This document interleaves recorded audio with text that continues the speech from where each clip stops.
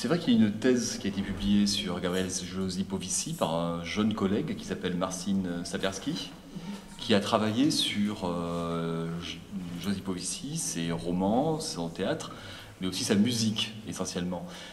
C'est ça qui fait le fil directeur de la thèse de mon jeune collègue.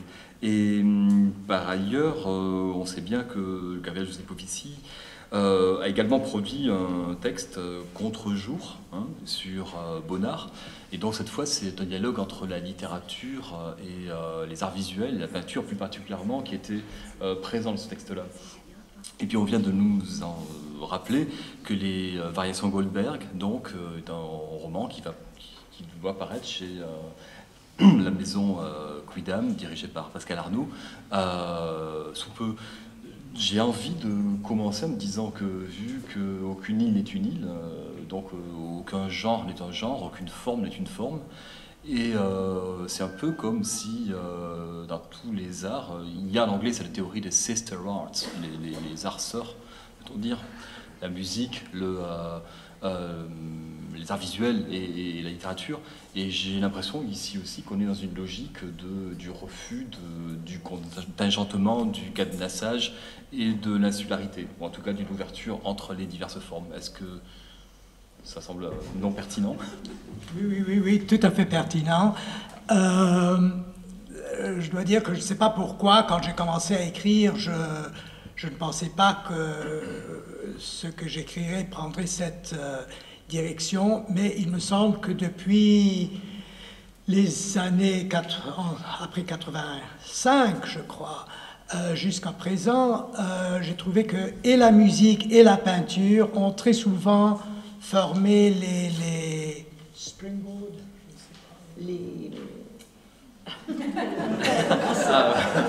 plongeoires, enfin, les plongeoires pour ou des contes ou des romans. Et d'ailleurs, mon dernier roman qui a été publié en Angleterre a à voir avec la vie d'un compositeur italien très excentrique, mais très intéressant, Giacinto Scelsi.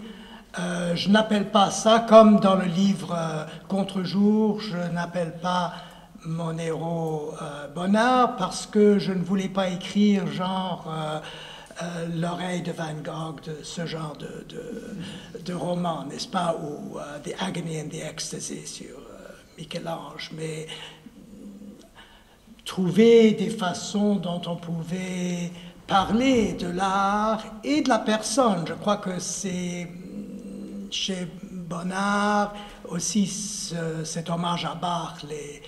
C'est pas vraiment Variation Goldberg parce que le titre est Goldberg, Variation. Et je sais, j'ai envoyé ça à Jacques Roubaud, que j'admire beaucoup et que je connais un peu. Il m'a dit « Ah, c'est les 2 points les plus intéressants de la littérature anglaise. » Parce que là aussi, j'ai posé ces variations 2 points Goldberg. C'était un hommage à Bach, évidemment, mais aussi ce qui m'intéressait, c'était cette petite histoire qu'on raconte, que les premiers biographes de Bach racontent, que, vous savez, il y avait ce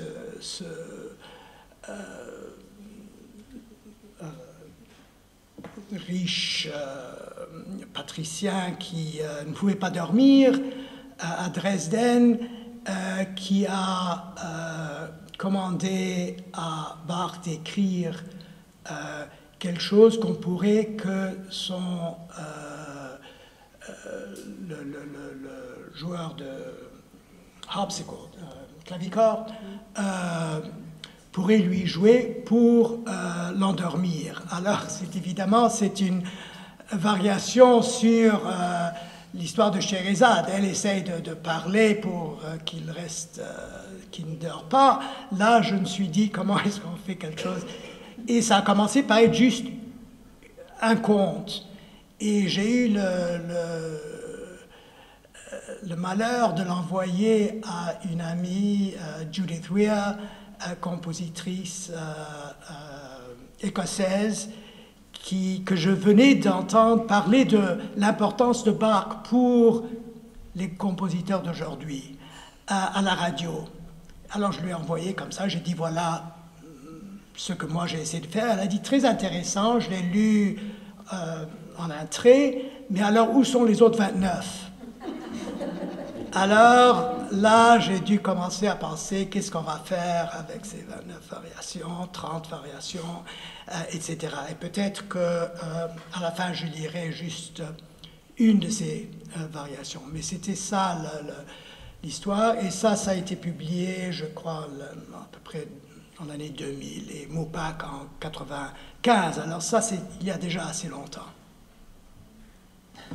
Il s'agit du clavecin. C'est con. Oui, c'est vrai qu'on a commencé par parler de ces ouvrages traduits en français, de cet éditeur qui traduit ces ouvrages-là, de Quidam. Et Quidam est un éditeur qui fonctionne sur l'écriture de la contrainte, sur le roman expérimental, très souvent, et qui s'attache à avoir un catalogue assez exigeant, qui est fondé sur des coups de cœur et des choses assez difficiles. Et ça ne paraît pas anodin dans la mesure où, effectivement, très souvent, votre production, romanesque en tout cas, a été assez largement envisagée en termes d'expérimentation formelle, des Mobius the Stripper, par exemple. Voilà, et vous vous retrouvez dans ce catalogue avec des gens comme B.S. Johnson, par exemple, qui, dans les années 70 et 60, en Grande-Bretagne, ont tenu le haut du pavé et étaient des gens qui étaient aux avant-postes de l'expérimentation. Lorsqu'on parle de vous et qu'on parle de cet aspect expérimental, ça vous gêne, ça provoque des irritations ou... Oui, terriblement. C'est un mot que je déteste.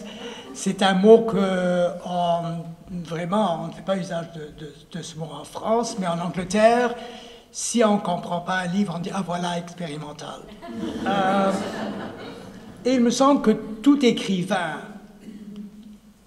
est expérimental. Si on corrige quelque chose, c'est un expériment. On essaye quelque chose d'autre. Ce qui est important, c'est si on a trouvé la forme pour ce qu'on essayait de dire. Et c'est là le problème, évidemment. Et je trouve qu'avec mes romans, dès le commencement, il y avait deux impératifs différents. Un était l'impossibilité de dire quoi que ce soit, et l'autre, c'était le désir de parler. Et si je trouve... J'ai trouvé, durant des années d'écrire, que si je trouve trop vite ce que je veux dire et la forme, etc., c'est souvent pas très bon. C'est que je n'ai pas vraiment trouvé. Et même, il y a une petite anecdote que je raconte très souvent, mais qui pour moi était très très importante. Avec mon premier roman, qui s'appelait L'Inventaire, j'écrivais des contes depuis, je sais pas, j'ai toujours écrit, mais j'ai senti, dans mes années, j'avais 22, 23, 24 ans, que j'avais besoin d'écrire quelque chose de plus large, d'avoir plus de temps à écrire, d'avoir un projet qui allait me durer 1 an, 2 ans. Et ça, je sentais que c'était très important. Mais dès que je commençais, si je n'avais pas de plot,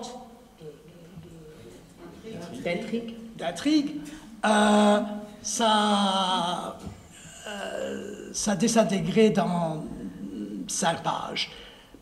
Par contre, si j'inventais une intrigue, ça ne m'intéressait plus d'élaborer ça. Alors, comment garder quelque chose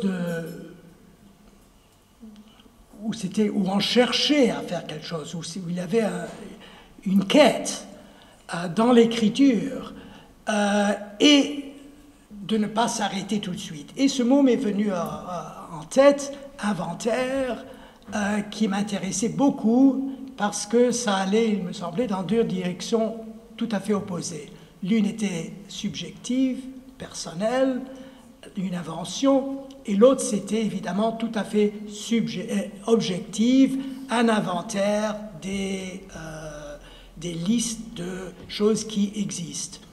Évidemment, en regardant dans le dictionnaire, j'ai vu que ces deux mots avaient des origines un peu différentes, invenire et inventarium, mais enfin, en anglais certainement, et même en français, on sent qu'il y a ces deux, l'objectif et le subjectif, qui sont là. Alors, avec ce mot, j'ai trouvé mon intrigue, qui était que quelqu'un est mort, la famille vient autour de lui, vont chez lui pour faire un inventaire de ses possessions, et en faisant ça, et je donnerai des listes des objets qui formaient ce qui restait de cette personne, il commence à parler de lui, et évidemment à inventer ou se rappeler, on n'est pas sûr, enfin, eux ne sont pas sûrs, qui était cette personne.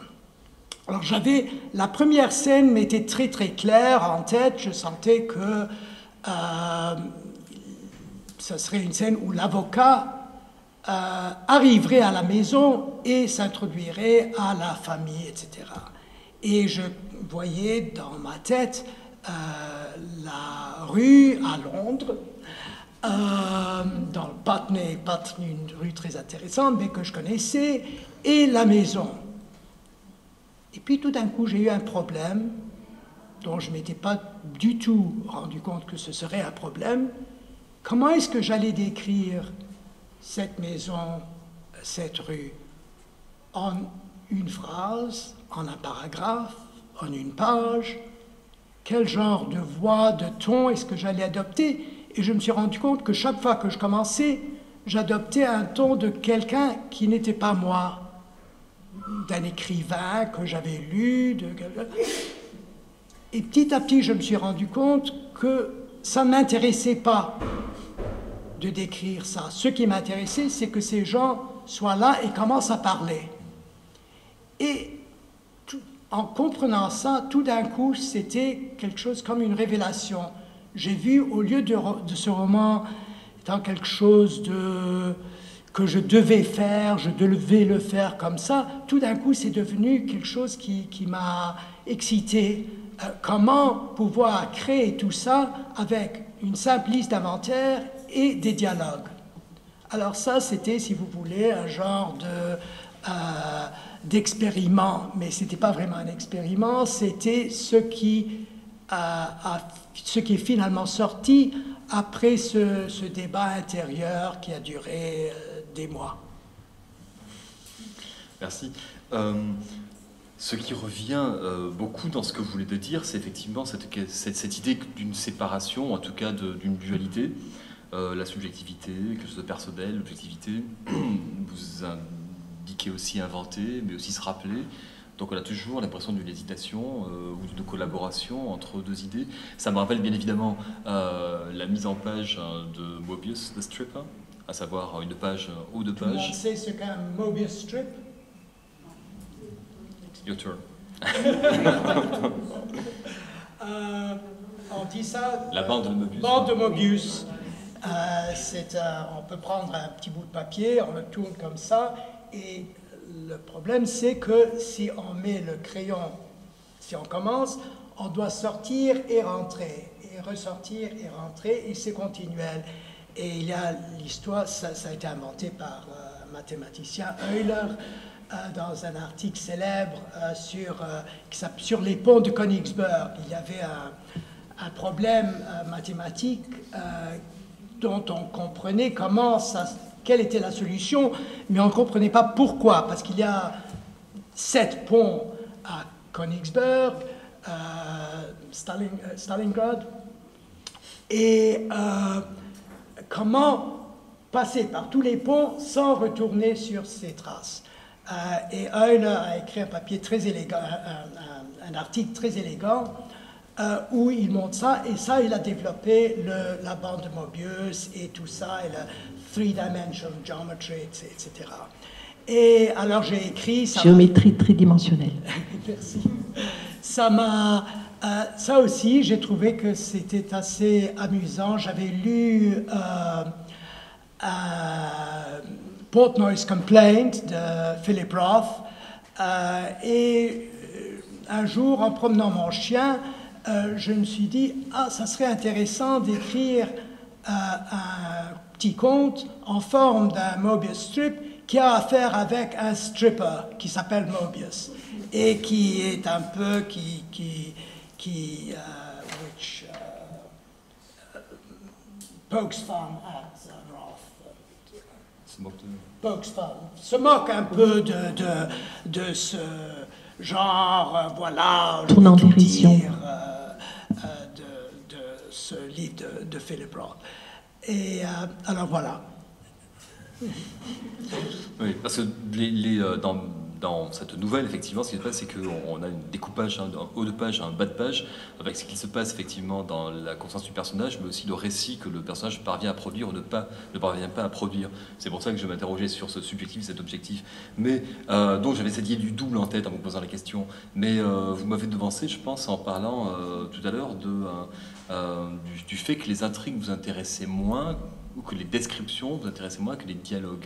Et j'ai l'impression véritablement que très très souvent, ce qu'on retrouve dans vos ouvrages, que ce soit des ouvrages plutôt couchés sur le mode comique ou bien beaucoup plus grave, parce que c'est vrai qu'il y a ces deux composantes dans votre œuvre en permanence, ce qui vous intéresse, c'est la manière dont s'expriment les gens et le dialogue entre les gens, à savoir l'échange. Là aussi, on est certainement dans cette idée que les individus ne sont pas des îles, etc.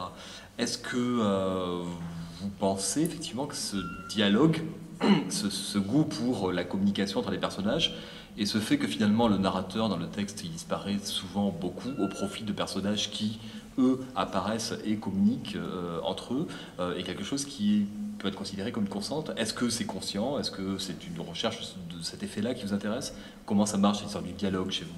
Ce qui me semble être si central. Oui, non, vous avez tout à fait raison. Et moi, je me suis demandé, en voyant que je n'arrivais pas à écrire la narration, que je voulais écrire ou un monologue ou un dialogue, alors je me suis souvent demandé pourquoi. Et je crois que j'ai trouvé la raison, mais enfin, qui sait, je ne suis qu'une personne et je ne sais pas. Récemment, j'ai lu un petit essai de Jasper Johns, le peintre américain, sur Duchamp, où il parle du grand vers, la mariée mise à nu par ses célibataires même. Et il dit quelque chose de très très intéressant. Il dit tous les autres objets d'art vous racontent des histoires. Cet objet d'art est présent. C'est-à-dire que c'est présent pour beaucoup de raisons, mais une des raisons, c'est, si vous le connaissez, si vous l'avez vu, j'ai écrit un roman d'ailleurs sur ça, est à Philadelphie, mais il y a des copies, une copie au Tate Gallery, une autre Danemark. Et on voit ces deux grandes plaques de verre, et à travers, il y a des choses sur le verre, mais aussi, c'est assez clair, et on peut voir les gens qui se baladent, regardent des autres choses dans la galerie, à travers ça. Alors ça change tout le temps, c'est le présent. Et ça m'a beaucoup frappé, et je me suis dit, oui, c'est ça ce qui m'intéresse, ce n'est pas de raconter une histoire qui s'est passée, mais d'avoir quelque chose qui soit présent. Et je crois qu'il y a aussi un problème pour moi avec la narration, c'est que ça a l'air d'être neutre. Et évidemment, ce ne l'est pas. Et alors, évidemment, il y a tout un genre même, enfin, toute une tradition philosophique et romancière dénonçant ça, dont la plus connue, n'est-ce pas, c'est dans La Nausée, où Sartre nous parle de ça, il dit, on commence à lire un roman, l'héros est là, il a une vie à lui, il a une aventure qui va lui passer. C'est pour ça qu'on continue à lire. Mais dans la vie, ce n'est pas comme ça. On n'a pas notre aventure qui nous attend.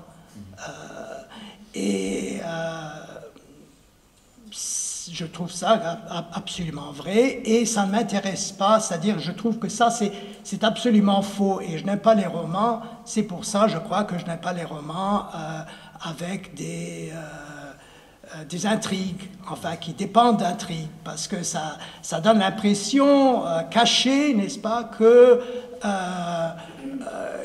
nos vies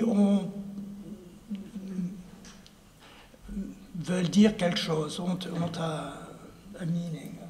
Un sens.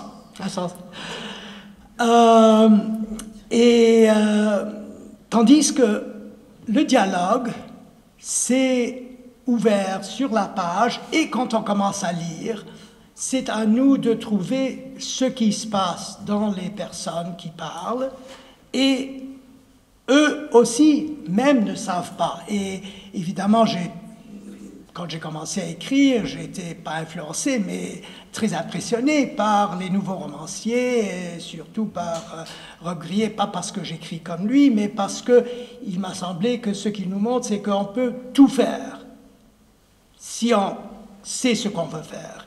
Et l'autre, c'était Marguerite Duras, et là, il y a un très bel essai de Maurice Blanchot sur, il appelle ça la pesanteur du dialogue. Le dialogue chez Marguerite Duras. Mais ce n'est pas seulement les romans modernes, parce que j'adore les parties de la Bible, les contes, Genèse et le livre de Samuel. Et là, on voit aussi, comme chez Duras, il y a une simple description de ce qui se passe et le dialogue. Et c'est à vous de remplir ça, d'essayer de comprendre pourquoi. Et je crois que c'est ça vraiment qui m'intéresse et que je veux essayer d'explorer.